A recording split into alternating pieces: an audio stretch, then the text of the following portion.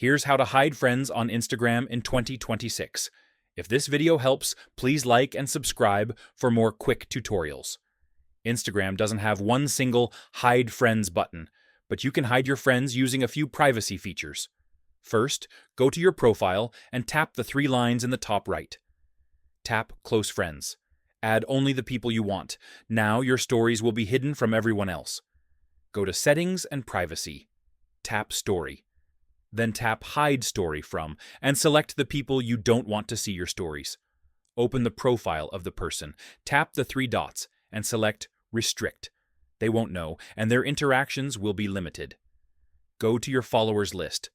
Tap Remove next to a follower to hide your content from them without blocking. Go to Settings and Privacy.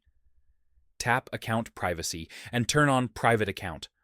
Only approved followers can see your friends and content. To fully control who sees your activity, combine close friends, story privacy, and a private account. And that's it. That's how you hide friends on Instagram. Subscribe for more Instagram and phone tips.